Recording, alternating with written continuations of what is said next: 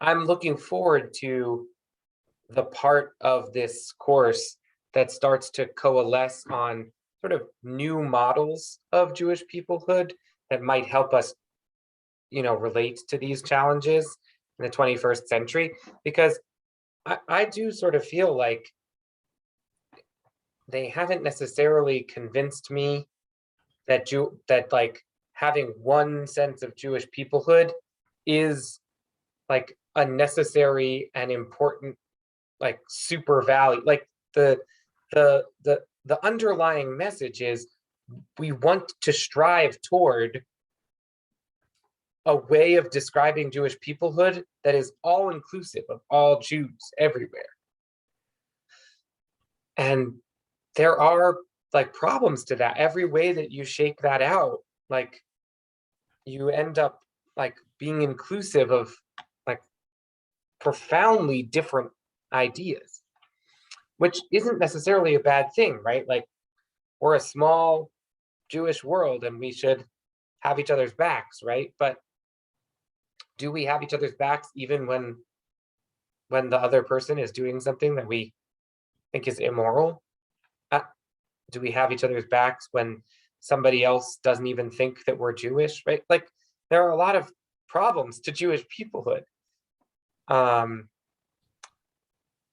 Anyway, I don't know. I'm looking forward to the end of this course. But this week's topic is one last challenge to Jewish peoplehood, and the challenge that we're going to look at today is the challenge of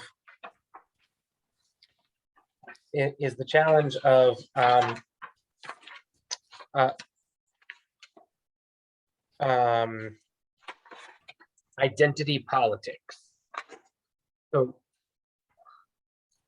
one way to I'll just say to you up front, there were topics in this course that I felt very competent to speak on, that I had studied at length, and identity politics is not one of them. I feel I like did all of the, I read all of the readings, and I listened to the lecture, and I listened to the teacher's guide on what to focus on the lecture, right? Like I did the work of preparing, and I will admit to you that this topic is not something that I feel like I'm confident to speak on. So I'm learning it with you.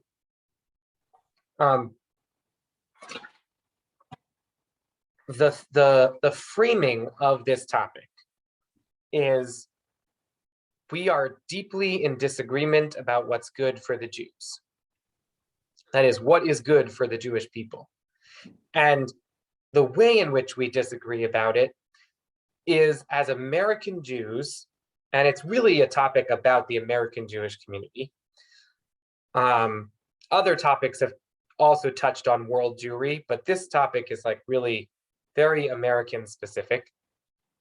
And the question is it better for the Jews for the Jewish people to spend its energy and resources lifting up all minority groups? Or is it better for the Jews to spend its time and resources on the Jewish people, on Jews?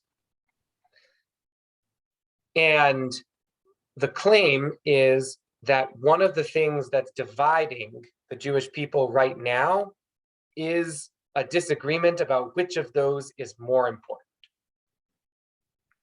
And when you add into that mix the fact that our political world, that is to say our partisanship, Democrats versus Republicans, progressives versus conservatives, when you add in that those identities have gotten sharper and more tribal, and it's harder to see the people across the aisle as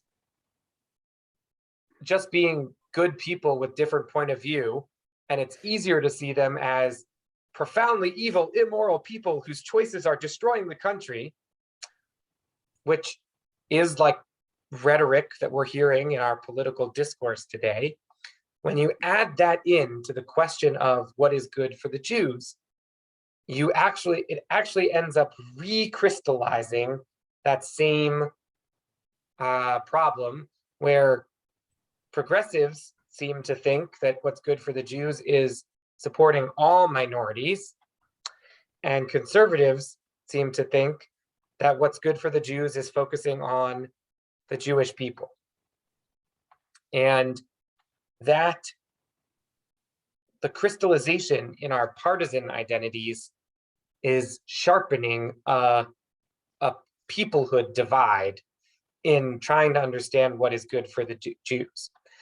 And the direction, the way that the philosophical or sociological lens that we're going to use to understand that is identity politics.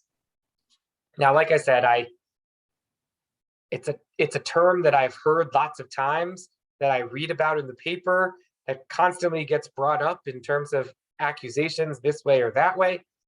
Oh, you're just doing identity politics, or okay.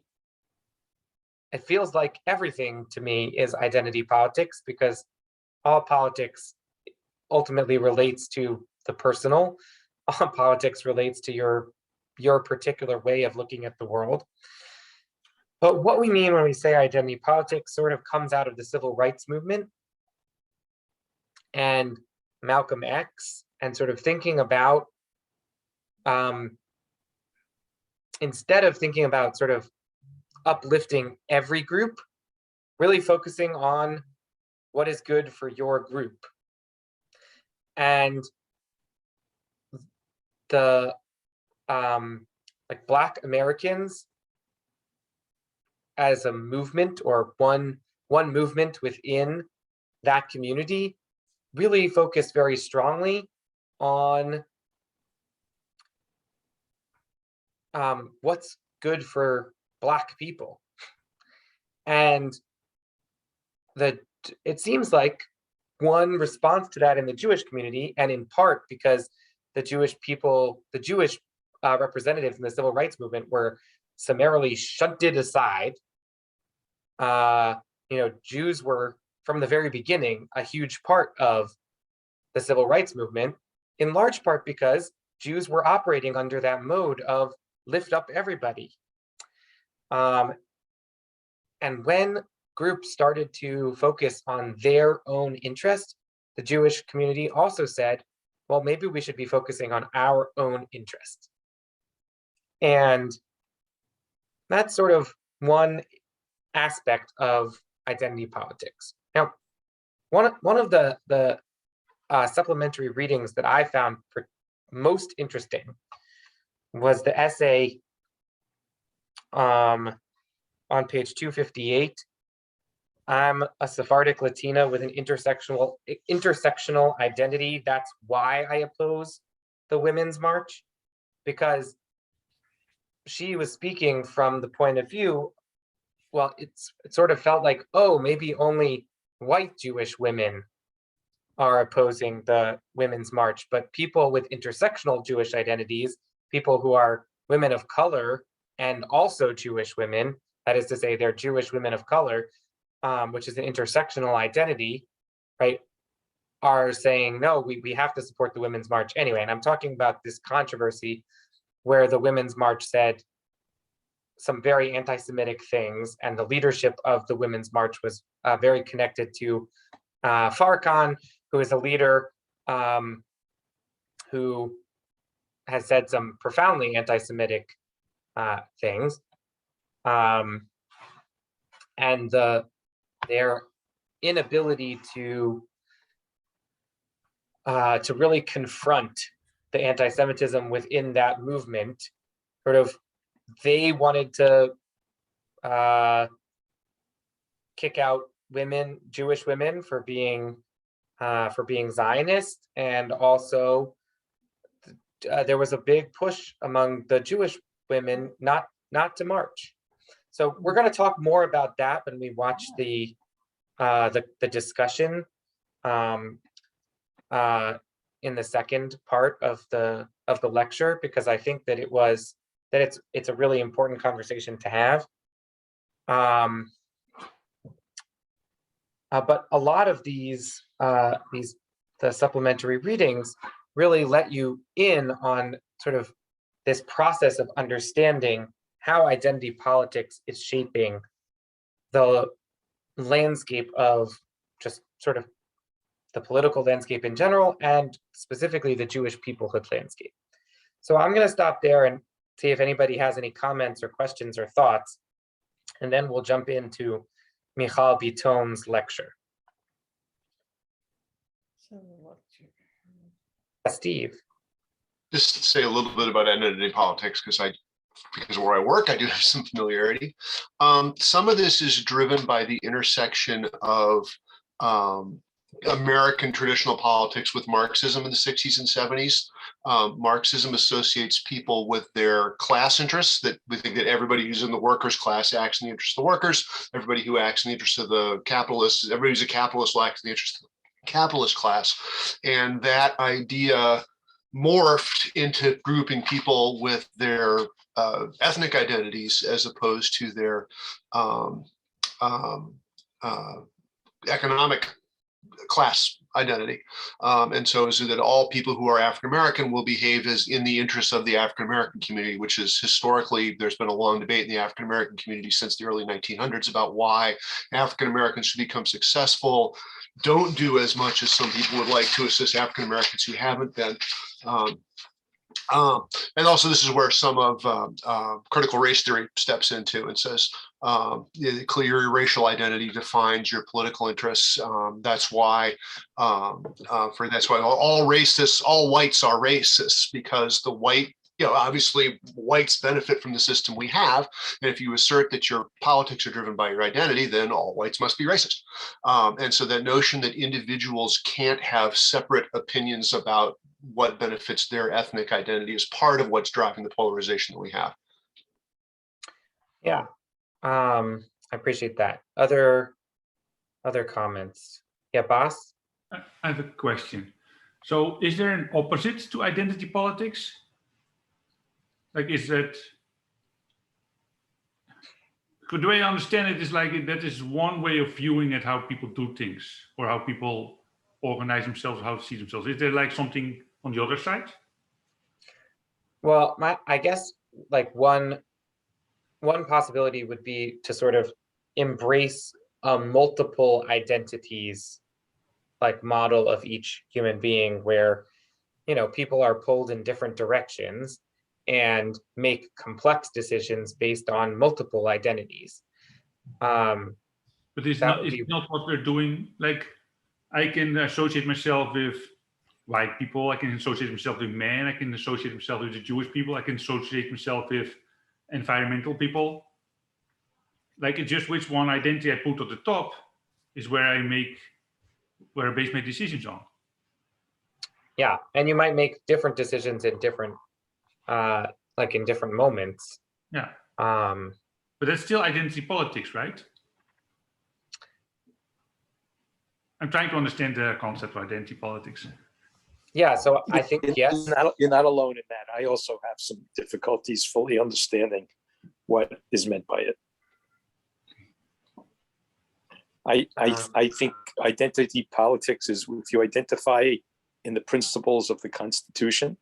Does that, as an American, is that your identity? No, I really think it has to do with sort of ethnic or racial identity, like as an overarching prism for understanding like people's motivations and actions, sort of, or gender or sexual expression. Oh yeah, also gender. It has to be something over which you have religion, that you have limited choice about. Maybe not no choice, but limited choice. Well, there's the religious differences between Catholics and Protestants, as you know, it's manifested very strongly in Northern Ireland. I mean, so many different ways of cutting the cake. Depends on which one you choose, really. It's not so much what you're forced into. I don't know. Yeah, like I said, I studied anthropology in college. There are things that I feel very competent to discuss, and I do feel a little out of my depth on these questions of understanding identity politics. But I did find the lecture to be really interesting. It's possible that some of the questions might be answered, or that we end up having more questions. So let's listen to Michal Biton, and let's continue the conversation after. I think we're still going to have questions, but her treatment of the topic, I think, like, helps in some ways to understand. Okay, so let me see.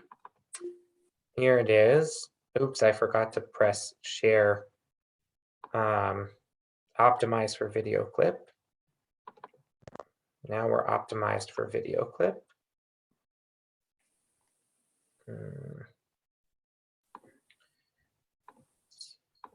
Mute.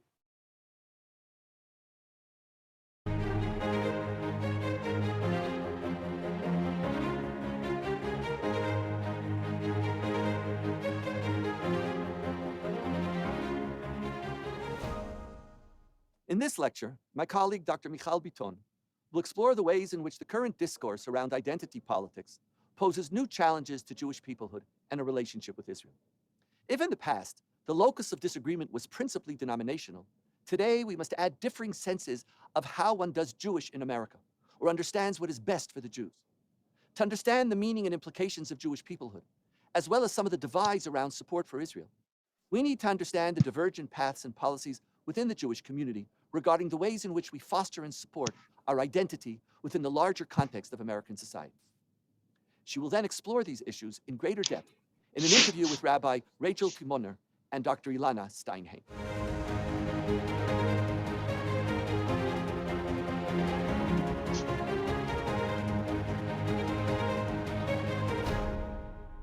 Much of our public discourse today centers on the many disagreements that are tearing apart our American Jewish communities.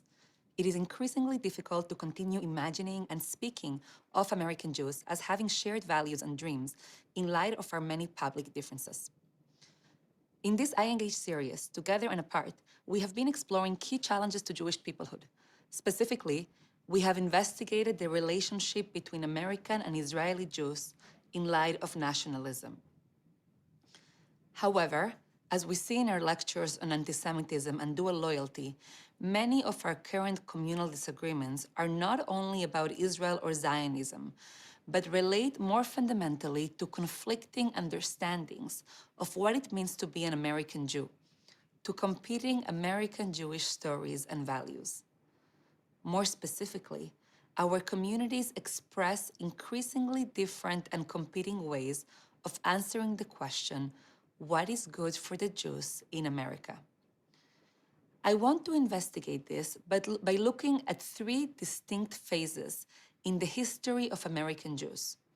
In each of these phases, we will seek to understand how American Jews advocated for themselves as a minority group, or in other words, how they answered the question, what is good for the Jews? In phase number one, American Jews adopted a strategy that fighting for the rights of all is good for the Jews. In phase number two, American Jews adopted a strategy that fighting for their own group's self-interest is good for the Jews. And in phase number three, the phase we're still in, we have increasing disagreement. Some American Jews believe that we must continue focusing on our community's vulnerability and group interest.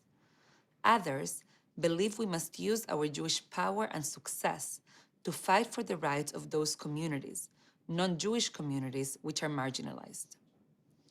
Let's start with phase number one. Fighting for the rights of all is good for the Jews. In the late 19th century, a time of mass Jewish immigration from Eastern Europe, American Jews were a vulnerable minority population, of course, not the only marginalized group in America, who had to negotiate rising anti-Semitism and nativism. So how did American Jews of this time fight for their rights and advocate for their own self-interest? The key strategy that they used, and let me emphasize this, the key strategy that minority populations in America generally adopted at that time was to fight for the rights of all Americans. The rationale behind this strategy was as follows. If we fight for an America that is fair to all, minority groups, in our case, American Jews, will benefit from it. In other words, equal rights for all is good for the Jews. Let's look at some examples. The New Colossus is the famous poem that is inscribed in the Statue of Liberty, written by Emma Lazarus, a Sephardic Jewish woman.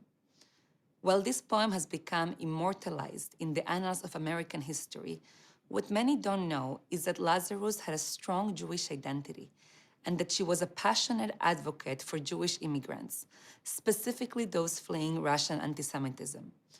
Much of her charity work and her writing was focused on the plight of Jews and Jewish immigrants.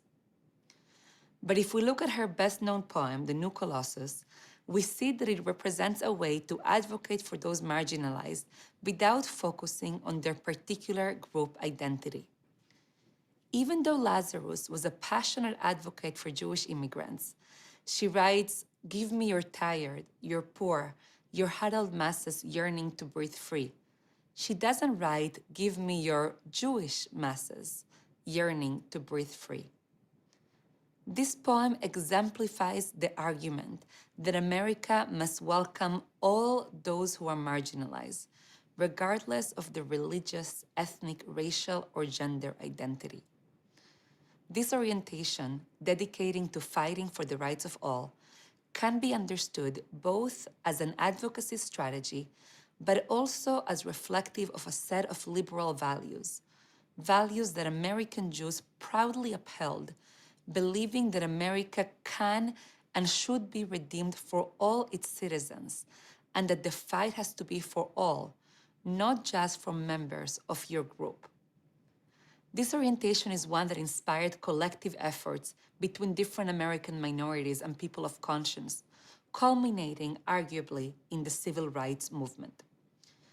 Diverse activists, including Black and Jewish leaders, worked together in the civil rights movement, fighting for the rights of Black citizens, under the assumption that if we believe in rights for all, then this all must be truly inclusive and colorblind. Right before Martin Luther King Jr. gave his famous and prophetic "I Have a Dream" speech in the 1963 March in Washington, a speech in which he focused on a promised land for all Americans, a prominent rabbi, a refugee from Nazi Germany, spoke.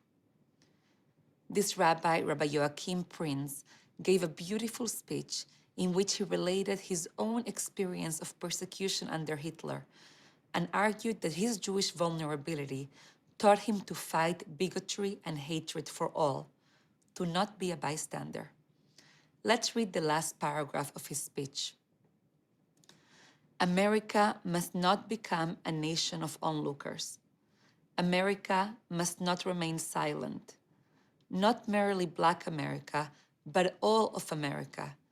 It must speak up and act, from the president down to the humblest of us, and not for the sake of the Negro, not for the sake of the Black community, but for the sake of the image, the idea, and the aspiration of America itself. Rabbi Prinz's beautiful words symbolize one clear answer to the question, what is good for the Jews? The belief that to achieve the rights of a vulnerable group, whether Jewish or otherwise, American Jews must fight for the rights of all Americans. And while this was hard and challenging work, it gave American Jews a clear way forward in how they advocated both for themselves and for social justice in America. But this form of liberal ideology, which was partially based on diverse groups working together across racial, religious, and gender lines, began to be seriously challenged in the late 1960s, leading to a second and very different answer to the question, what is good for the Jews? The answer now being that fighting explicitly for their own particular group's self-interest is good for the Jews. Let's first understand the historical context that gave birth to this second phase. The broader context in America that brought this on is the rise of identity politics, a form of political identification and organizing based on a specific group identity. Specifically, young Black activists increasingly resisted the optimistic narrative that if we all just work together, we can achieve a fair America for all. They argued instead that the only way to advocate for Black Americans for their community was to work as a separate group and explicitly fight for their own group interests. Let me clarify that believing in group separatism was not a new argument, but in the 60s, it gained increased visibility. Perhaps the most prominent advocate for this was Malcolm X, who was a leader in the Nation of Islam, an advocate for Black pride, and a critic of the integrationist tactics embodied by civil rights activists like MLK. In a famous 1963 speech, Message to the Grassroots, Malcolm X directly criticized the March in Washington and argued that the only way for Black Americans to fight effectively for their rights and against racism was to do so separately from white Americans. He said, "It's just like when you've got some coffee that's too black, which means it's too strong. What do? You integrate it with cream. You make it weak. It used to be hot. It becomes cool. It used to be strong. It becomes weak. It used to wake you up. Now it puts you to sleep." Malcolm X was advocating in this speech for an identity politics based on group separatism, a way for political identification and organizing that did not seek for minority groups to work together advocating for the rights of all.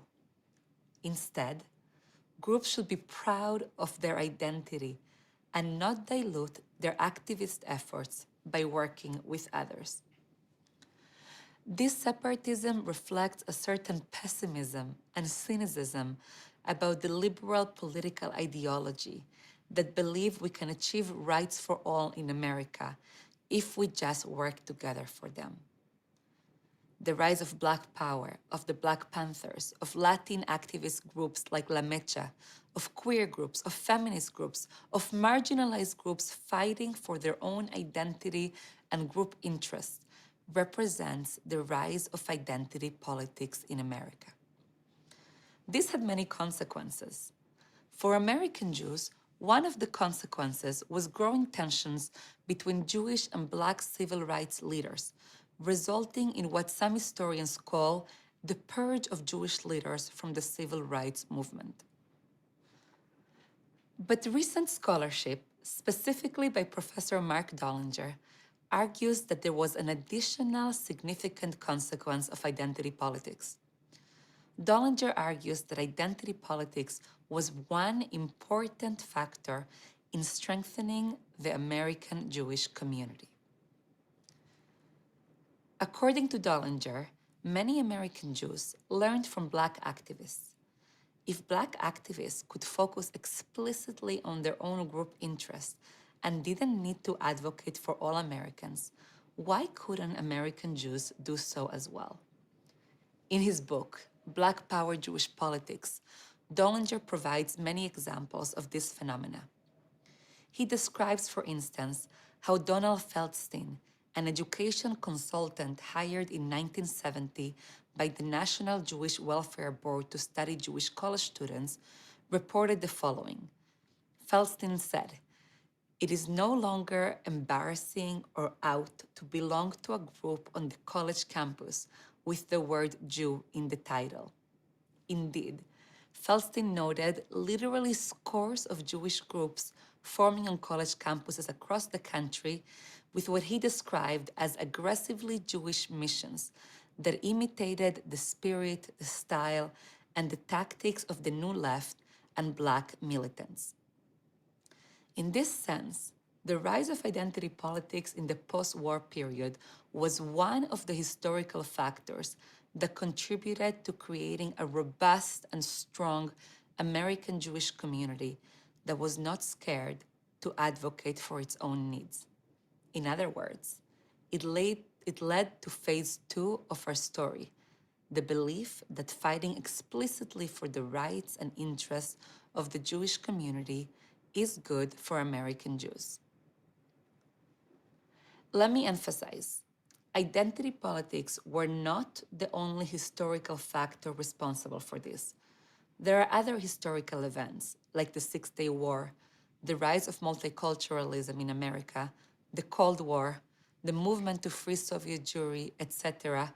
All these historical movements also influenced the trajectory of our community. I also want to state that there were still plenty of Jews, especially in establishment organizations, who resisted adopting a discourse or advocacy based on identity politics. But still, the rise of identity politics in America generally helped shape the consciousness and behavior of many American Jews in ways that are still reverberating today and shaping our communities. This time period heralded a time of tremendous growth and activism for American Jews. We can trace the rise of American Jewish Zionism, American Jewish feminism, the movement to save Soviet Jewry, the growth of Jewish orthodoxy, and other significant developments, and actually see their growth in relation to the rise of identity politics in America at that time. If we ask what is good for the Jews, phase 1 answers to fight for the rights of all. Phase 2, influenced by identity politics, answers to focus inwardly on your own Jewish group. Now, it's time for phase 3, when things get a little bit messier. The way that I conceptualize phase 3 is that it's the phase in which American Jews develop competing and conflicting answers to the question of what is good for the Jews, a phase we're still grappling with today. 2 primary answers developed in response to this question. 1, that what is good for the Jews is to focus on Jewish interests and Jewish vulnerability. Another, that what is good for the Jews is to harness their privilege and power to work for non-Jewish groups which are marginalized in America. The first orientation continues to be inspired by identity politics by allowing one group of American Jews to advocate for their own community, while the second orientation is inspired by identity politics and encourages a second group of American Jews to advocate for vulnerable communities. To understand this third phase, we have to explore several developments which happened simultaneously. On the one hand, most American Jews became wealthier, more politically influential, more powerful, and increasingly negotiated an identity as white Americans. On the other hand, as American Jewish social capital became higher and the restrictions against them lessened, American Jews began grappling with questions around assimilation.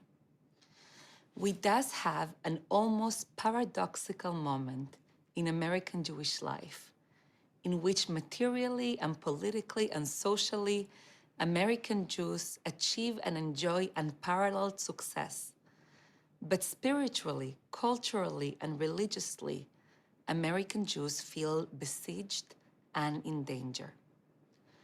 This paradoxical state of being helped produce conflicting answers to the question of what is good for the Jews. Should we double down on our vulnerability and group interests to ensure Jewish continuity? Or should we use our Jewish values and history to now stand on the side of those non-Jewish groups which are marginalized? Let's try to explore a bit each of these 2 orientations, starting with the approach that the answer to the question, what is good for the Jews, must be to use Jewish power in order to fight for the rights of others. To understand this orientation, I'd like to tease out the reality of Jewish power in America using the lens of whiteness, specifically Jewish American negotiation of white privilege. This, of course, does not describe the experience of Jews of color, but refers to the majority of American Jews, whom historian Karen Brodkin has described as becoming white folk. One powerful articulation of this reality through the eyes of a Black American is an article by renowned civil rights activist and author James Baldwin. In his 1967 article titled "Negroes Are Anti-Semitic Because They're Anti-White," Baldwin both repudiates and tries to explain the rise of animosity that some Black Americans held against Jews. To do so, Baldwin describes the Jewish slumlords who collected rents in Black neighborhoods and benefited from systems of exploitation, referring here to the sort of racial discrimination that produced low-income neighborhoods for Black folk who were denied access to better housing. And what's so frustrating for these poor Black tenants, he writes, is that these Jewish slumlords who are benefiting from systems that privilege white Americans and exploit Black Americans are still talking of themselves as victims because they carry the memory of anti-Semitism. Baldwin didn't write this in this essay, but he could have easily been talking about the GI Bill. The GI Bill was a bill for World War II veterans to help them achieve financial security, and is seen by historians as one key way that American Jews ascended the socioeconomic ladder in the post-war era. Now, what's wrong with the GI Bill? In theory, nothing.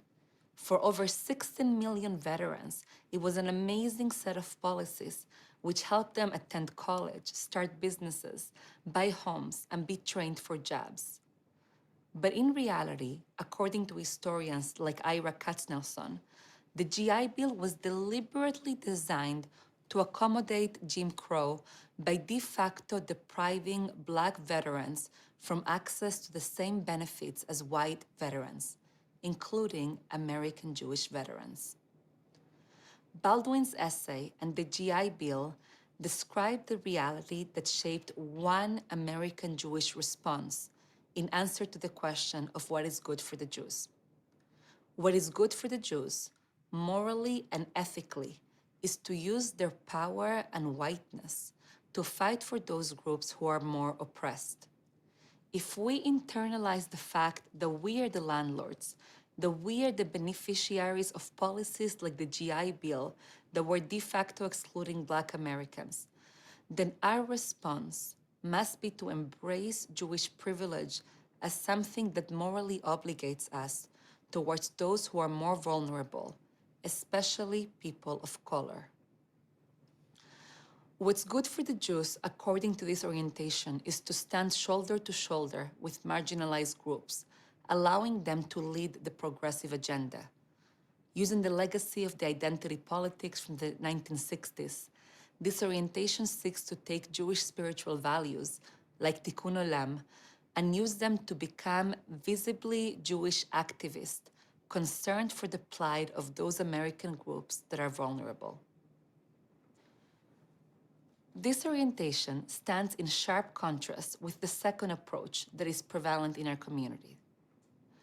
This second approach, the second answer to what is good for the Jews, continues holding on to the concept at the heart of the 1960s identity politics, that groups have to fight for their own self-interest, regardless of whether your group is amongst the most marginalized. This approach takes seriously the concerns of Jewish vulnerability. One way, although not the only way, this has manifested for American Jews is in their fight against assimilation and for Jewish continuity, a cause with deep contemporary resonance. Advocacy for Jewish continuity increased as a reaction to the rising social capital and success of American Jews. In the 1960s, Jewish thinker Emil Fackenheim wrote of Jewish survival as a 614th commandment, to not give Hitler a posthumous victory. Writing about Jewish power, David Bial observed in 1986 that the biggest challenge that we faced as Jews in America in this time was not about discrimination or being excluded, but it was about assimilation, being too welcomed. In the 1990s, specifically after the 1990 National Jewish Population Survey, which described an intermarriage rate of 52%, communal leaders such as Rabbi Ephraim Buchwald of the National Jewish Outreach Program described American Jewish assimilation as a silent Holocaust. The concern for Jewish continuity only heightened with the rise of a discourse led by sociologists of Jews and national quantitative studies of Jewry, studies which measure Jewish flourishing by studying fertility, in-marriage, Jewish education, and which generally seem to confirm the negative predictions and anxieties around the future of American Jews. These concerns had significant material and political repercussions. Many American Jewish leaders and communities insisted that in light of assimilation, their responsibility as American Jewish leaders was to focus on the Jewish future of their communities. As such, they invested in building sprawling JCCs and suburban synagogues, in funding programs like Birthright Israel, summer camps, and Jewish day schools, all reflecting deeply Jewish parochial interest. We see from here two almost opposing American Jewish understandings of our responsibilities as Jews, of how to answer the question, what is good for the Jews? On the one hand, we have those who see their American Jewish responsibility as using their Jewish power to fight for those groups who are vulnerable in America. On the other hand, we have those who see their American Jewish responsibility as focusing on Jewish vulnerability and investing in our own Jewish communities in order to strengthen Jewish survival. While these two approaches can coexist, they often conflict. They conflict in terms of where to allocate communal resources, which political alliances to prioritize, and which causes American Jews should embrace. These approaches also conflict in terms of the political significant others they align with. For instance, an orientation seeking to mobilize Jewish power for those marginalized often aligns with left-leaning American political allies. Meanwhile, a commitment to fight for Jewish continuity and group identity has much in common with religious groups populating the political right in America today. This split and its ensuing challenges for Jewish peoplehood has only gone worse, magnified by three significant developments. The first development is the rise of political polarization in our discourse, advocacy, and organizing.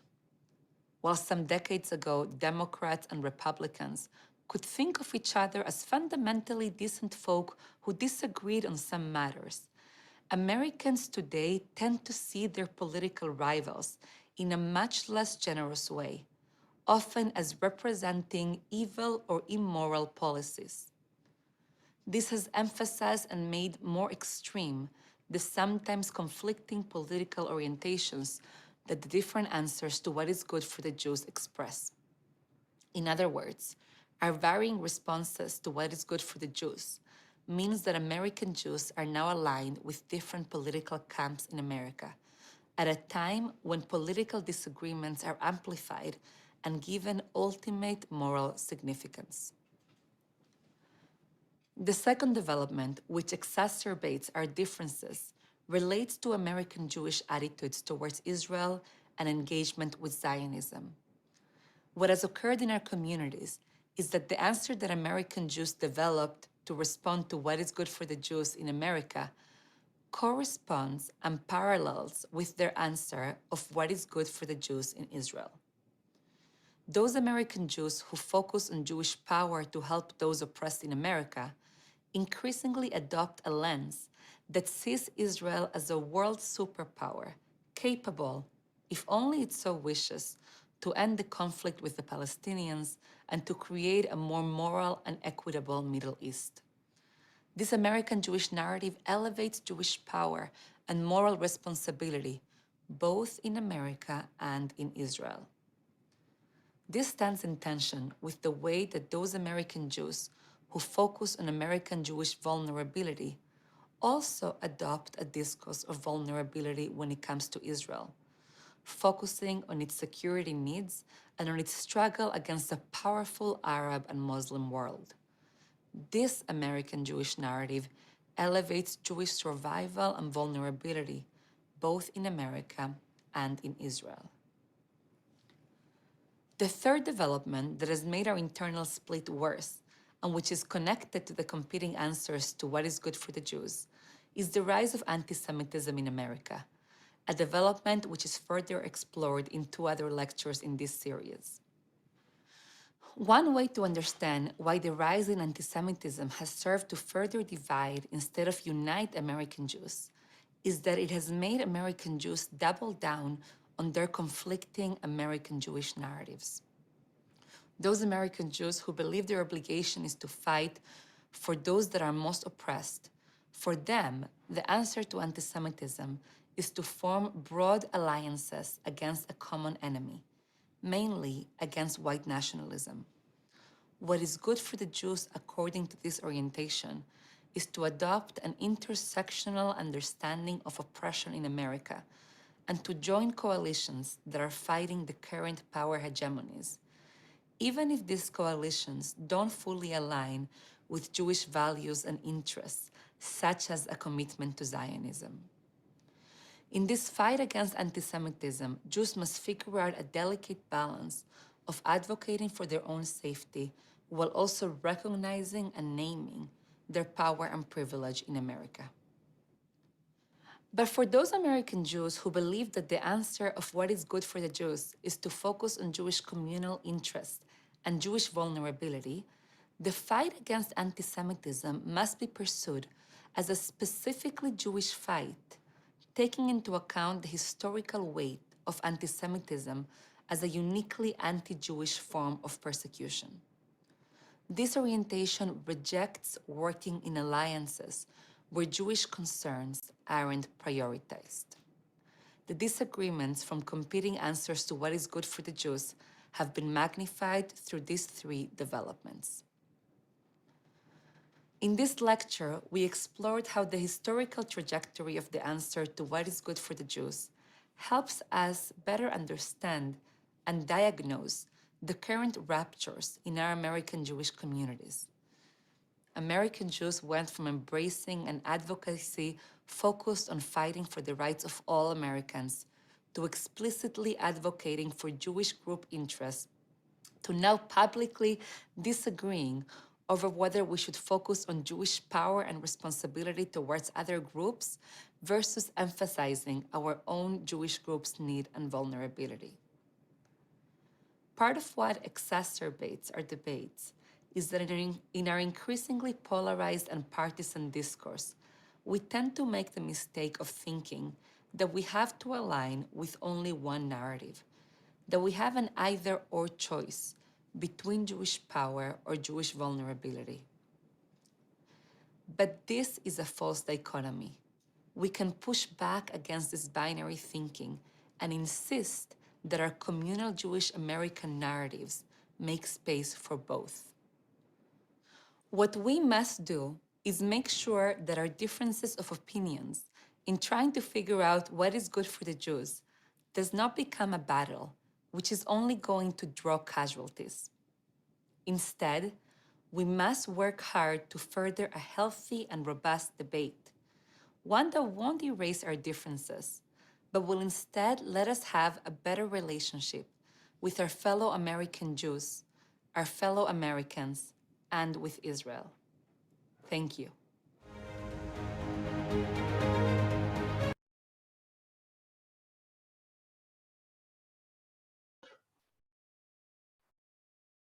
Thoughts, reactions, reflections.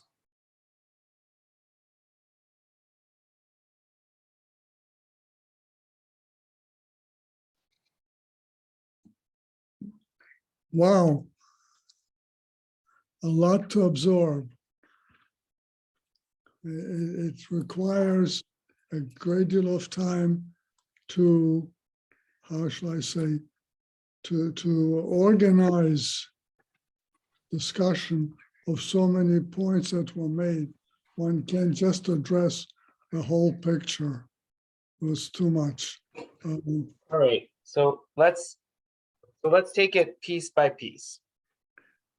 First, she talked about the fact that identity politics is connected to the idea of, okay, what is good for the Jews? And she talked about 3 phases in American Jewish history. In phase 1, American Jews adopted a strategy of fighting for the rights of all is good for the Jews. And that's sort of late 19th century, early 20th century, Emma Lazarus, also that guy, Rabbi Prince at the, with the civil rights movement. And this is the same sort of attitude that Martin Luther King had about creating broad coalitions and working for the good of all minority groups, which raises up everybody. Working for the good of all and the rights of all and the needs of all, like, lifts up everybody. And we can see that that also was a time where Jews were definitely a deeply underprivileged minority group.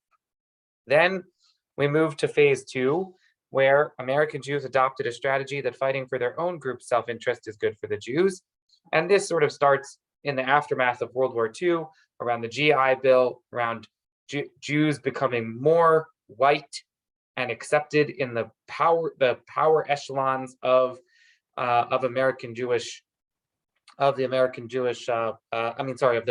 society, and began taking advantage of that, and then crystallizes after the civil rights movement, when people like Malcolm X and others in the African American community started talking about making arguments that were specifically good for African Americans and the Black community, and Jewish people were sort of like, oh, well, why can't we do that for the Jewish community too? And so we think about, in the post-war era of the Jews, of the American Jewish community, the rise of JCCs and suburban Jewish communities and summer camps and all of this sort of stuff. And like, I was a camper at Camp Yavne, right? Camp Yavne was a project of Hebrew College that was created in 1944. And the Ramah camps were all, like, the first one was in 1948 or 1949, something like that. And they all, like, all of the older ones were between the 1949 and 1967, right? There have been some newer Ramah camps built in the last couple decades, right? But the biggest ones, like the Ramah in the Berkshires and the Ramah in Wisconsin and Ramah in Canada, right? Ramah in New England, those ones that have been around for a long time were all products of this moment. So that's sort of her argument about the 3 phases. Now, I just sort of did a brief summary. Oh, sorry, that was just the first 2 phases. Never mind. I just did a brief summary of the first 2 phases, right? So after she introduced the fact that there were 3 phases, she went through and talked about each phase. The 3rd phase, I'm going to save for a moment, and we'll come back to it. But so Murray says, let's break down the argument. So those are the first 2 phases. Does anybody have any thoughts or reactions to that aspect of the lecture? Yeah, Bas. This transition from phase 1 to phase 2. Like when people say this is what the Jewish people like, how was the decision made? Like, I can imagine, for example, that an Orthodox group is much more focused on themselves, while a more liberal group is more focused on the US as a bigger group. That's a good point. Like, was it just change in demographics? Was it like did everybody decide to move to phase 2 or phase 1? Well, no, that's why, like, I do think there's overlapping aspects here, right? Like, when you talk about phase 1, you're talking about sort of the broader institutional support of the Jewish community, and that's like the Central Conference of American Jewish Organizations and Jewish Zionist movements and the Rabbinical Assembly and the URJ, and right, which through the 1980s and 1990s were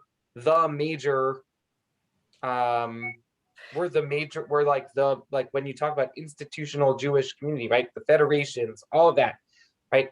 So when you think of, right, Orthodox Judaism, like there wasn't anything to speak of in the 1960s. I mean, very small amount.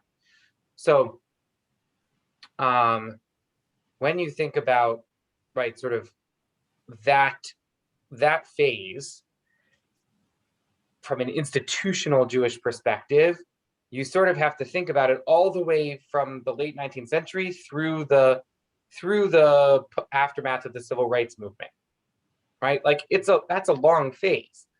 Phase 2 starts like 2 decades earlier than that, at like right around World War II, and continues like crystallizes in the end of the civil rights movement and continues for a couple decades. And one big manifestation of that was the movement to free the Soviet Jews, right? The Jewish community got really excited about that movement, and that was like the whole Jewish world, like everybody was doing that. That was before my time, but that was huge from what I understand. But do you feel that the conservative movement, for example, went through these phases? If I would focus on one movement? Yes, I do. In part, you're right to like think about the different denominations as responding to this differently. But I would say this, right? For most of the 20th century, especially the second half of the 20th century, the conservative movement was like 40% of the American Jewish community, 35%. It was the biggest movement.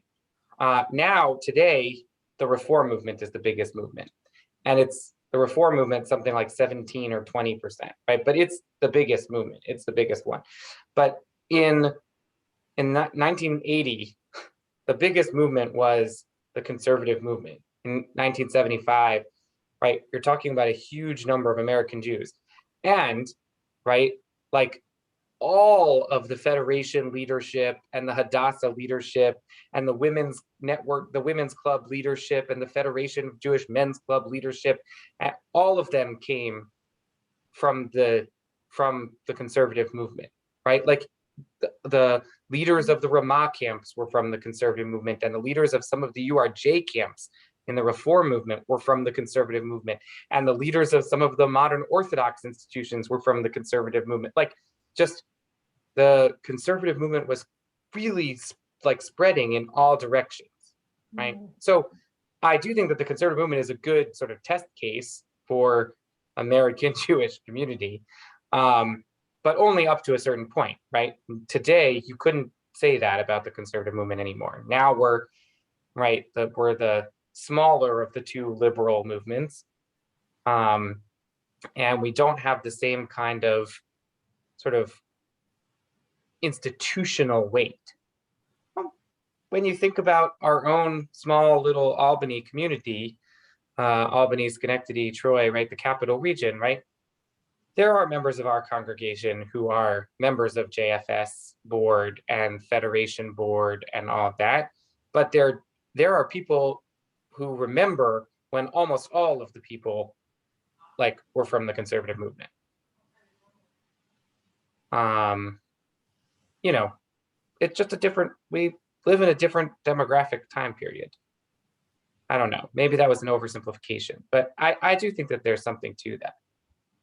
Yeah, Steve. I was going to tack back to, I think, Boss's starting question, that there are a couple of significant events. The first one is that the African American community in the mid 60s really decides that it doesn't want white participation in the movement. I think one of the key readings in the pack is the Malcolm X reading.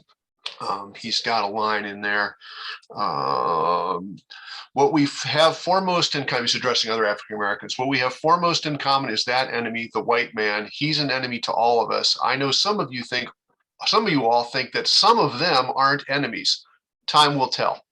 So this is dated 1963. So this is, I think, in the same year as the March on Washington, where Jews are participating. And it's just a handful of years after Joshua Heschel goes down to Selma. So there's this crystallization of the Black community that all whites are the enemy, including the Jews, because they are starting to perceive the Jews as white. And the second thing that happens about this time is the Six-Day War in 1967, when Israel goes from being beleaguered to being an occupier. And that's when non-white Americans look and say, hey, you're now the colonialist. You're now, you are now the dominant oppressor. Prior to 1967, nobody thinks that about Israel because it's manifestly false. After 1967, the occupation puts Israel's power relationship vis-a-vis the Palestinians in a very different light, and that makes a lot of people see far less difference between Jews and whites than they did previously. So I think there's really a 3-year, 4-year window in there where the perception of the relationship between Jews and African Americans in particular, but between non-white Americans in general, really takes a very sudden, sharp move from phase 1 to phase 2, where the notion that there's going to be coalitions of multiple ethnic groups, including Jews, becomes a lot less likely than it had been before.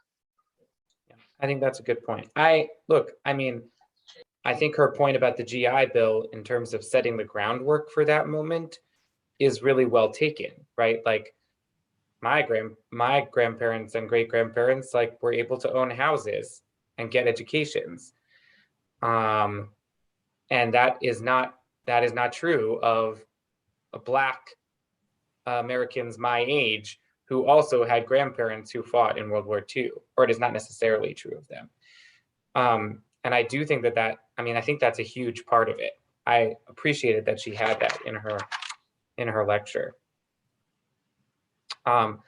One thing that I found particularly meaningful with respect to that in her lecture was when it was more toward the end, but when she sort of was talking about how focusing on Jewish power in America lets you perhaps falsely see Israel as a huge powerhouse. Perhaps true, right? Israel has power. I'm not trying to knock Israel's power, but when progressive American Jews look at their own power and project that idea of Jewish power onto Israel, and they feel comfortable with Jewish power, but they also feel like Jewish power obligates you to respond to Jewish privilege, right? That you then have to do certain actions because you have power. Whereas folks who focus, especially conservative, right-wing, Orthodox folks who tend to focus on continued Jewish marginalization and lack of Jewish power, tend to also project that view onto Israel, and tend to see Israel as a small minority Jewish country in a sea of powerful enemies in the Arab and Muslim world. And so it's interesting to think about what you're thinking about yourself as a powerful minority versus a powerless minority in this country affects your political view of the need for power versus vulnerability also in Israel. Mishka. I have a couple of thoughts, some of which goes to my own upbringing. The street that I grew up on virtually every father in the group had benefited from the GI Bill for whatever, however they rose in whatever their professions, they all could credit the GI Bill for that success. And I never realized that until this woman just spoke about it. Like, yes, that explains a whole lot. And it was an almost entirely white neighborhood.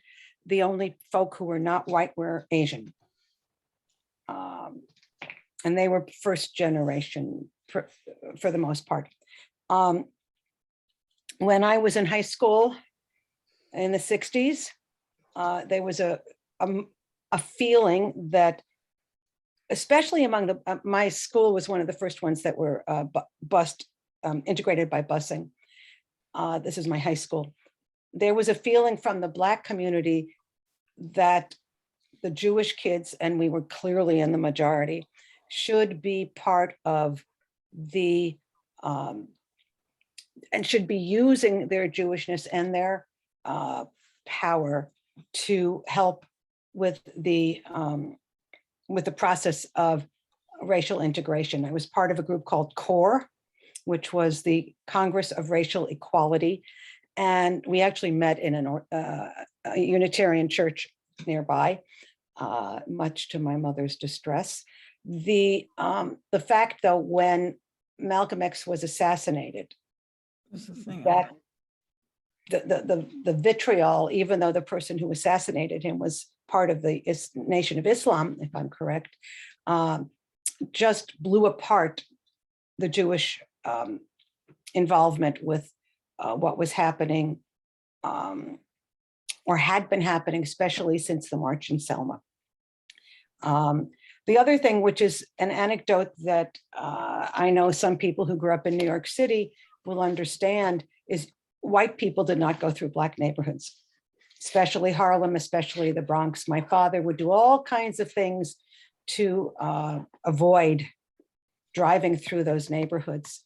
And when in 2011, when our son Michael and his girlfriend, then girlfriend, now wife, moved to 137th Street on Adam Clayton Powell Avenue, there was a Ganzgeschrei, especially among my mother. They can't live in Harlem.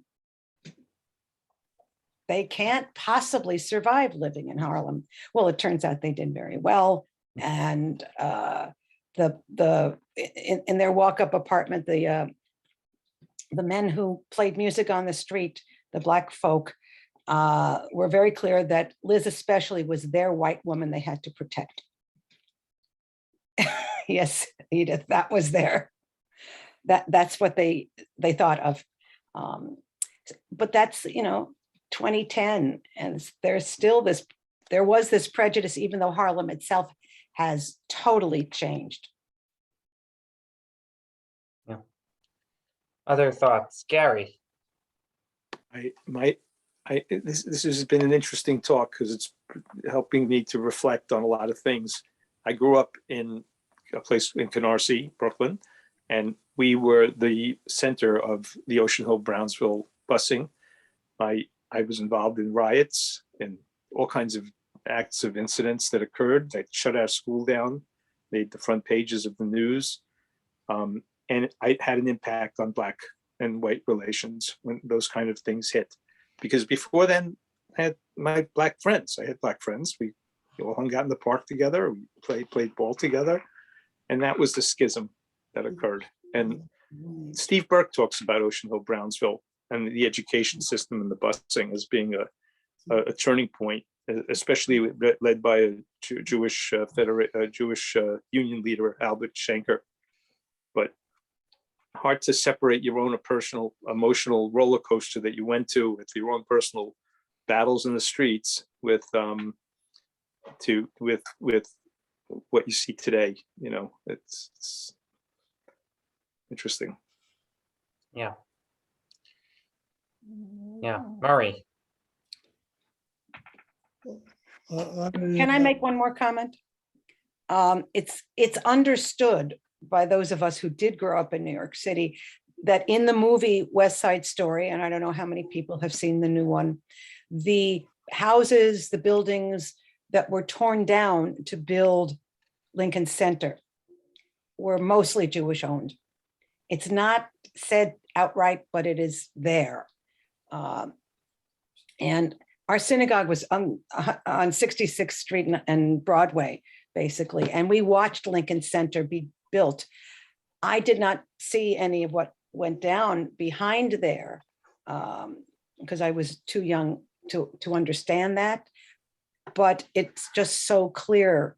And those, the owners of those buildings did very, very well to the expense of the communities that lived there.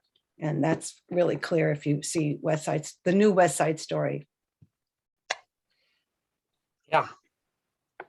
I have a little difficulty in accepting the basic premises that were delivered here in the lecture, because I view the Jewish people or others that we are primarily Americans, part of a nation. We just happen to have a different ethnic and religious background. And so the issue of whether we should consider what is good for the Jews or Jewish community, etc., should not be a primary issue. Because I believe that the Jews should address more the Jewishness, what is needed either from an ethnic or religious point of view, if they want to maintain then remain as part of America as Jews. But what is separating the Jews or the blacks or other groups is what's causing the problems even today, that we are, instead of being more united, we are pulling apart. We're saying what is good for this group or for that group. And I have a little difficulty in embracing the overall premise that we need to address the big picture as Jews. Are you saying that you think that, like, as Americans, we should support the idea of what's good for all Americans, but as Jews, we shouldn't have anything to say about what's good for all Americans? Oh, no, we can have to say, but it's first just the very premise of addressing the issue of what is good for the Jews in a given situation creates I think a sort of almost an antagonism to other groups, because we're going to do just that because it is good for the Jews. And so we should be, as Jews, as part of the nation, and address the issues which affect the nation. But what needs to be done internally for us to remain as Jews, we can address those if we want to, if the Jews want to remain in that identity, then we should address those issues, because otherwise we'll altogether be diffused and disappear. But we should not continue to address all issues, philosophical, political, and philosophic issues, just what is good for the Jews. Yeah, Edith.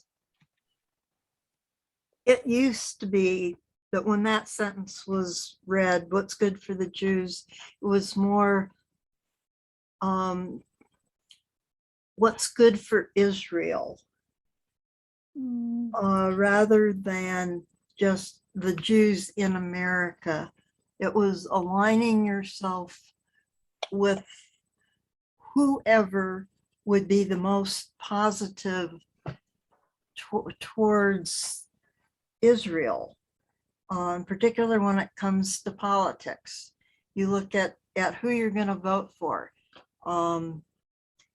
If it's good for if it's good for Israel, then that's who we vote for.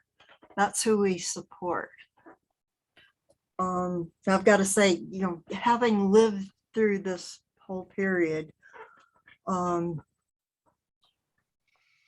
having grown up as a very small minority in the city where I grew up, there are very few of us.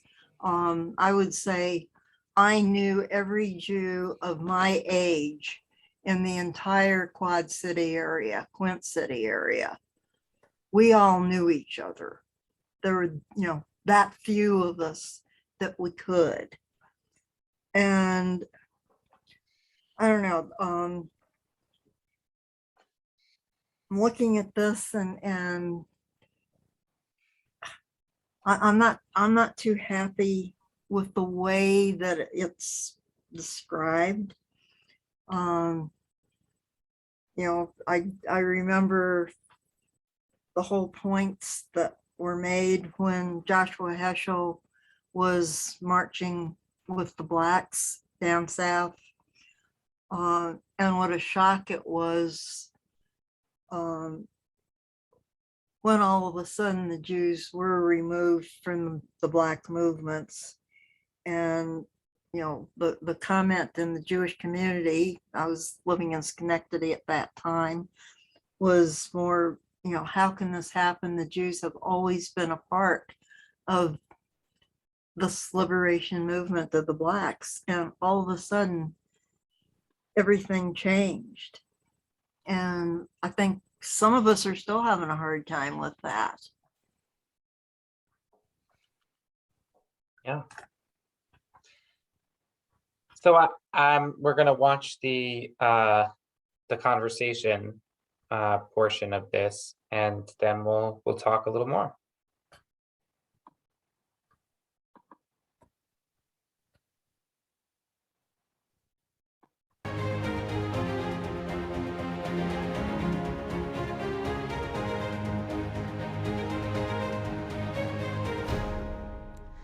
In this unit's lecture, we discuss the many conflicting and competing ways that American Jews respond to the question of what is good for the Jews.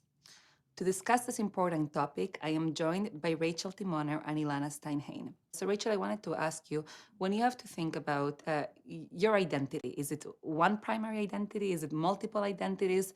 How would you express the identities that you negotiate and embody?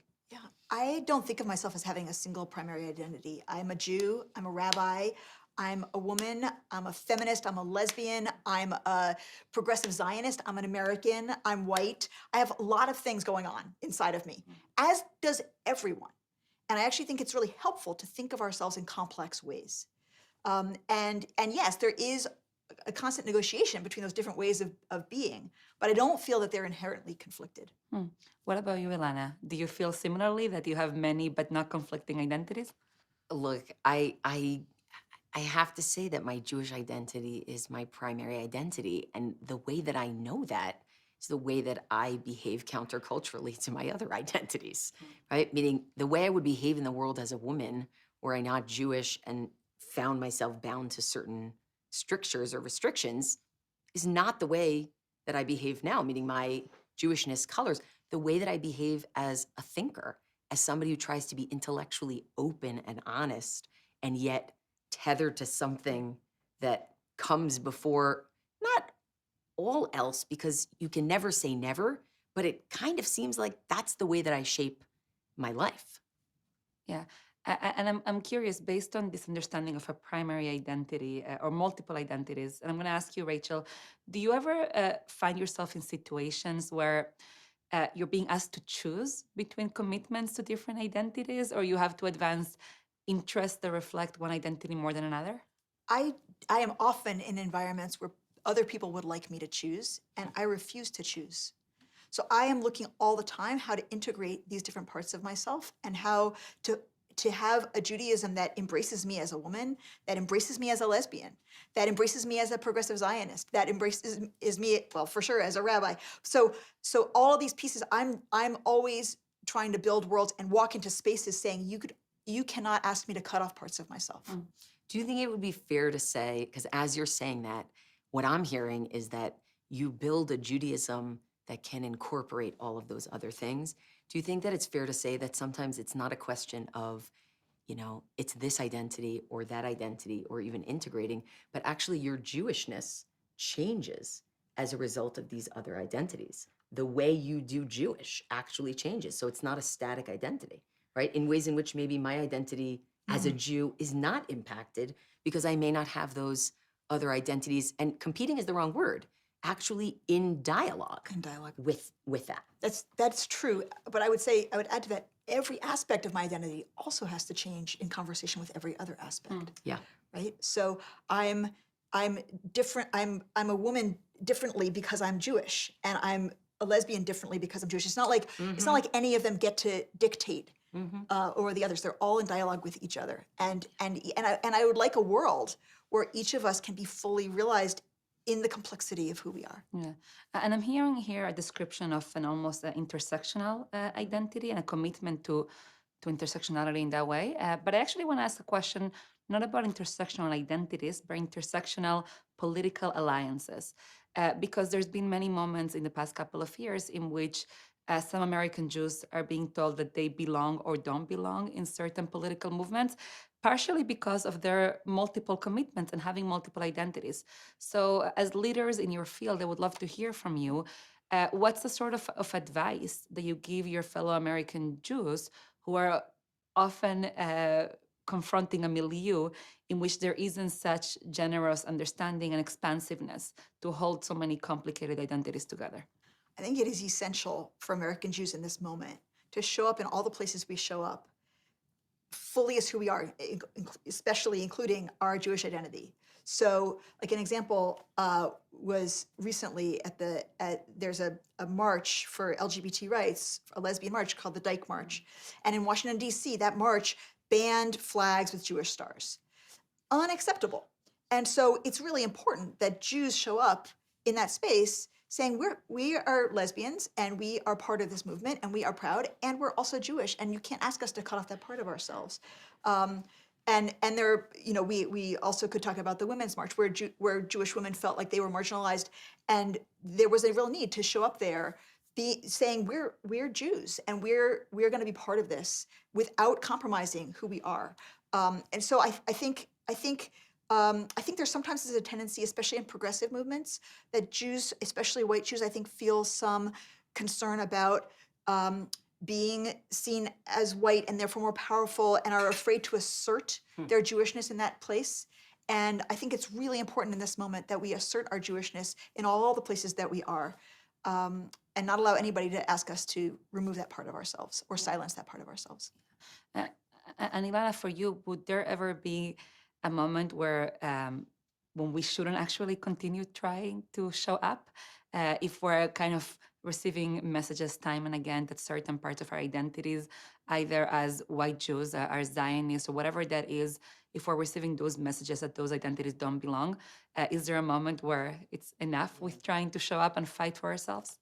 Look, I think you have lots of people who talk about the differences between anti-Semitism and other kinds of antis, right? So in some ways, what you're getting at is that kind of question. When does it actually veer into anti-Semitism in the sense that, no, I actually can't be here? And I guess what I want to say or what I want to ask, and I think this goes to questions of power and vulnerability, is that when we're engaged in movements to help people who are vulnerable, it's actually really important that the relationships that are deep enough that we actually understand where other people are coming from and they understand where we're coming from. I find that if people are unwilling to be in relationship with you and have a conversation with you about what's happening here, then I think that's not a safe place to be. But if people are willing to have a conversation with you, even if you differ at a certain point, but the fact that people want to see you as an equal and they want to be in relationship with you, that itself, it does say something. So a lot of times I think, Rachel's in the trenches much more than I'm in the trenches. So in terms of the question of relationship, oftentimes the way that I experience things is I'm watching something from outside. And as somebody watching from outside, that's very different than somebody who's actually one of the insiders having the conversation and deciding when it's time to walk away from the table. I think that people who are deciding armchair when to walk away from the table, they're important in terms of maybe challenging people to notice things when they're on the dance floor that they wouldn't notice on the balcony. But people have deep relationships here, and they should have deep relationships. So I can't say that there's, the red line for me would be if people are actually unwilling to talk to you about where it is that you're coming from on the conversation, and it's just one-sided. Yeah, I agree with that. I agree with that. And as someone who's in those conversations, I feel that everything you said, investing in those relationships is so essential. Being willing to stay in the conversation and not in any way minimize the needs of our own people, to assert those needs and advocate for those needs, but also to listen really deeply to understand the experience of the other and to try to stay in the relationship and in the conversation as long as possible. And you wrote an article. I mean, I know that you're the interviewer, but you wrote an article about your being against Jews marching in the Women's March. I think you should weigh in here too. I think you had very powerful things to say because your intersectional identity, it leads to a very different place than ours. Yeah, it was really important for me at that time to actually develop a moral orientation, explaining why some American Jews might choose not to march, and kind of responding to some critiques that I saw that claimed that it was only white Jewish women, perhaps, who didn't want to march, or that it was only those Jews who didn't care about the plight of others. And I wanted to give voice both to my own experience, the experience of Sephardic, Mizrahi, and other Jews that I'm in conversation with, who experience very different things, very often relating to anti-Semitism, and who that might actually have caused them to feel not safe, use the word safety, Ilana, in the Women's March, and to make a moral choice to step away. Yeah, and I love that article because you sort of gave some room for the ecosystem. Like, okay, some people are gonna march and they're gonna stay at the table and they have their approach. And then other people are gonna say, I'm standing up for, anti-Semitism. And they have their place also. There's a pluralism about it that was really refreshing. I actually was invited to be in a dialogue with Tamika Mallory, one of the 4 women who ran the march, and the woman who had the relationship with Louis Farrakhan. And I agreed to be in that dialogue. I was in dialogue with her for 3 hours on camera. Wow. And it was tough. It was tough. And I emerged from that feeling like it was so important to be in that conversation. And we then continued our dialogue off camera, but also I didn't feel like I could march. So holding both of those things, I want to stay in relationship, I want to stay in conversation, and I also want to make sure that I'm not publicly endorsing something that felt to me like it really needed to take a look at its own anti-Semitism. Yeah. Rachel, can I just push you to expand on that a little bit more? Why didn't you feel you could march? Or if you want to make it more general, what are some factors that might made you to choose at certain points to not be in certain spaces? The truth was that was a Shabbat morning and I was leading a bar mitzvah, so there was already out. But also, I wasn't going to march. The truth is I wasn't going to march. And the reason was, for me to march publicly was be putting my name and face as kind of an endorsement of something I felt from all that came out about the march, that there was they had to take a really hard, honest, humble look at their anti-Semitism. And I didn't think that they did so sufficiently. And I didn't feel like I could put my name and my face on something that hadn't done that work. Yeah, and it kind of speaks to that question of dialogue. When people are willing to talk to you, but in the course of the conversation, you realize they're talking to you, but they're not listening to you. Yeah, I mean, I even felt like she was listening to me. I definitely did with Tamika. I felt like we were listening to each other really well. And I felt like there was just a long journey ahead that it wasn't there yet. And I don't know what will happen with her in terms of looking at anti-Semitism, but I, at that moment, didn't feel like I was ready to endorse this. Yeah. I want to ask a question about a topic that we haven't actually touched yet, which is the fact that for many American Jews, they have a very strong commitment to Israel and to Zionism. And we spoke earlier about many identities that we might embody, and I'm curious to hear from you.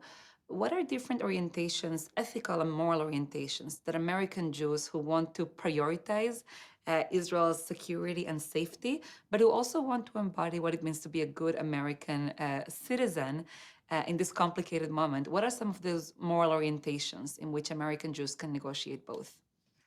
My mind goes directly to the one issue voter because I am friends with, I am family with many one issue voters, and their one issue is Israel. And the question of the difference between making decisions at, I guess, at the level of voting for Israel and what you do on a day-to-day basis to help other people who may have different views on Israel, I actually think those can be two different conversations. I think someone can vote with Israel as their primary concern, and I may disagree with what's good for Israel or not good for Israel. I may disagree with the whole idea of voting with Israel as your sole issue or as your top issue.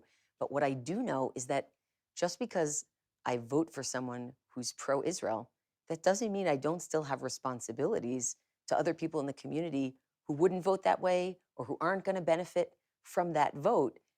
One of the questions is, how do you work on a local level to actually help other people in addition to just going to the voting booth? There has been some questions around dual loyalties, or can you really prioritize the needs of your fellow Americans when you're voting with this one issue? So I'm really curious, could you be a one issue voter when Israel is your primary concern when you go to the voting booth, and also speak of yourself as a good American that's trying to think about the well-being of all Americans? Oh, come on. Enlightened self-interest. That's America, right? Democracy is built on enlightened self-interest. What concerns me is when the self-interest isn't enlightened. So long as you feel that Israel is a force for good in the world, that the Israel-American alliance is a positive thing, that democracy in the region is important, that Jewish safety and security and viability matters, and those things are tied to Israel, that's what I would call enlightened self-interest. I personally am not a one-issue voter because maybe I'm of a different generation, maybe I'm of different perspective, but I don't think it's un-American. I really don't. Yeah. Rachel, how do you feel about enlightened self-interest? Well, I agree that it's not un-American to prioritize one's concern for Israel. I do very much feel that that my progressive orientation includes my perspective about Israel, and that what is good for the Jews is caring about self, but also caring about others. You know, we learn in Torah, "Ve'ahavta l'reacha kamocha." You start out by, you need to be able to start out by loving yourself, and but the commandment is to love others, and so we can't just be thinking about, we need to be thinking about ourselves, and we need to be thinking about ourselves first. I think that's appropriate. But then immediately we need to be thinking about those around us. And particularly as we gain power and status and wealth in America, we have even more obligation to thinking about the people around us. Yeah. Yeah. And I just wanted to jump in just to say that I think that I agree with you. My question is, does the urgency of the various issues tilt the balance sometimes? So I do feel that sometimes it's actually more important to think about others, to think about ourselves. And other times I feel it's more important to think about us than to think about others. And I think that for a lot of one issue voters, the urgency, it feels, it's very real. Even if that's not our political orientations, it feels very real that the urgency, it is serious, it is dangerous, it is a big threat, and therefore it tips the balance, you know? Yeah, I agree with that. And I wonder, by the way, if it's not just a difference in terms of what you choose to prioritize, but if even that binary distinction of us versus others, right? Jews versus non-Jews in America. I wonder, what do you think? How much does that distinction still hold space anymore in different circles in our communities and outside of it? I mean, what you were teaching about the approach around civil rights and rights for minorities in general versus identity politics, like I really see those as going together. That I really believe that we are better off when we live in a society that's fair, that's just. That Jews will always be safer in a society that cares about the minority, that's thinking about whoever is marginalized and whoever is oppressed. And that doesn't mean that when we do that work, we negate our own needs. We're part of that picture, and we should be part of that picture. But if we only think about ourselves, I think that is a recipe for danger for Jews.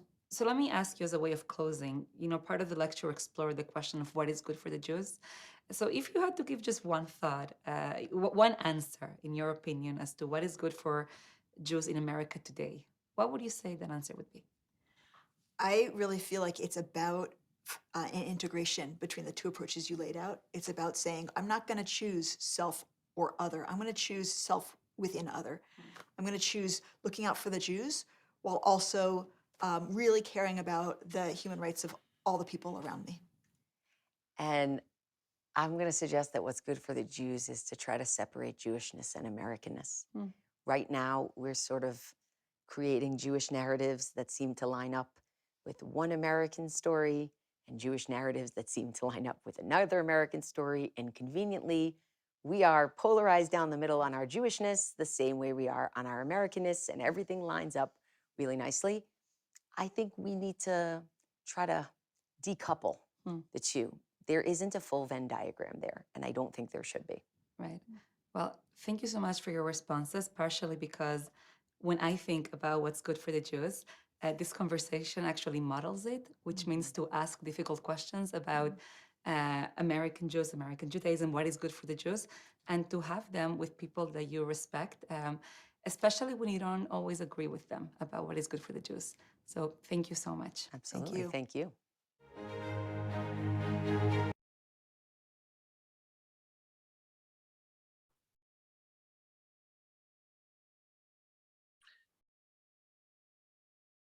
So what do you think, Marie, about this idea of decoupling what's good for American and what's good for the Jews? That was a very good conversation. Loved it. It made it more, I feel like the lecture was a lot of theory and the conversation was a lot of, okay, let's apply the theory in practice. What does this actually mean vis-a-vis our conversations with leaders of the Black Lives Matter movement? What does this mean about the Women's March? Like, can you walk? And like Rachel Timoner, she was like, yeah, I couldn't walk in that march. And she's like super progressive.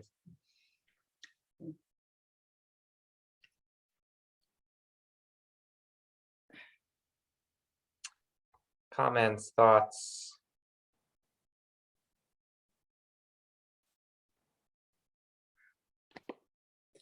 As the conversation drew to a close, I was really struck by and confused in my own mind about the question of coupling or decoupling, the controversial opposites.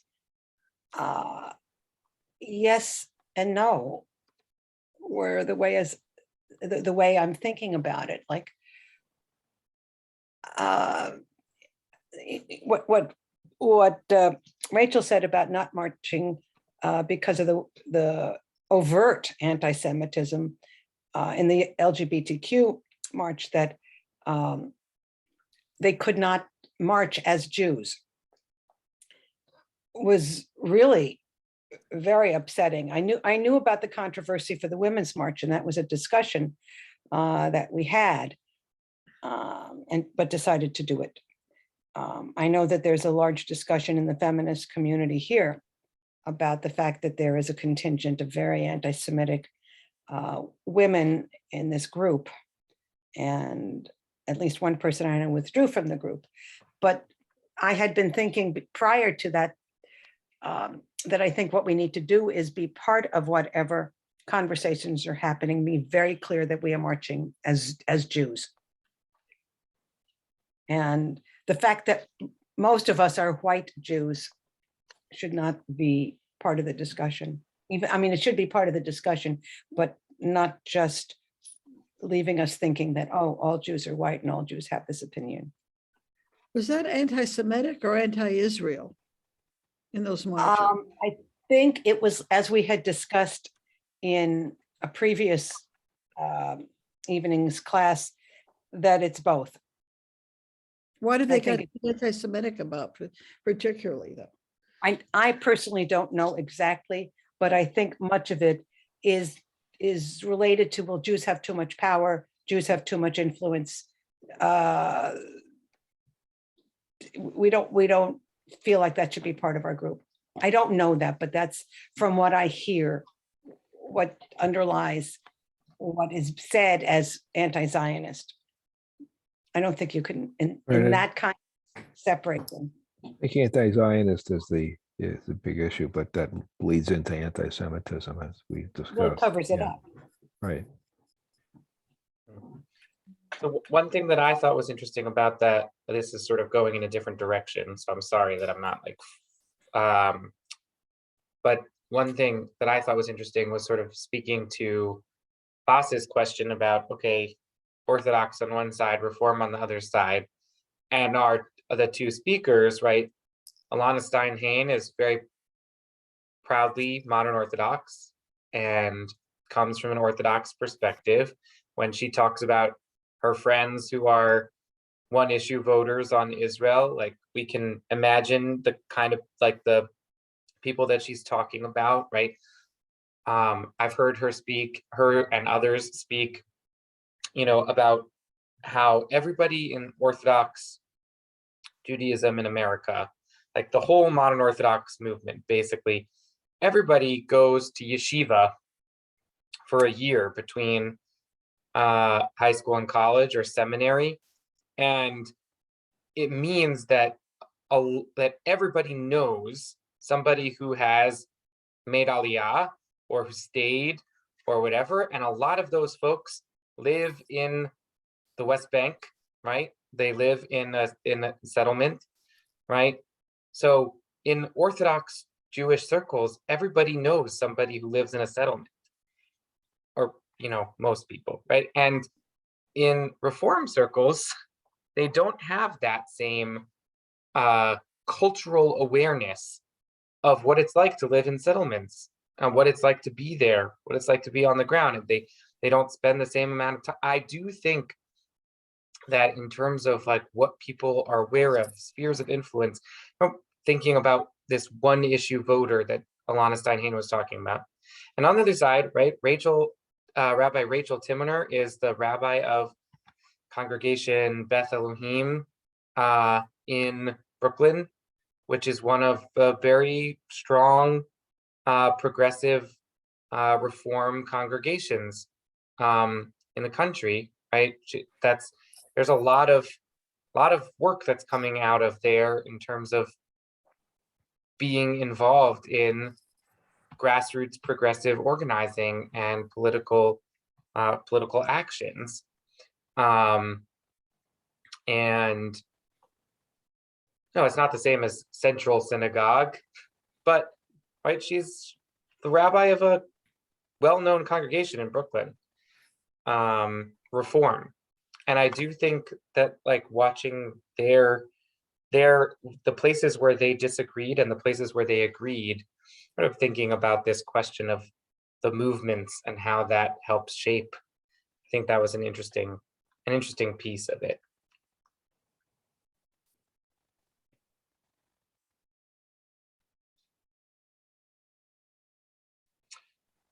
All right.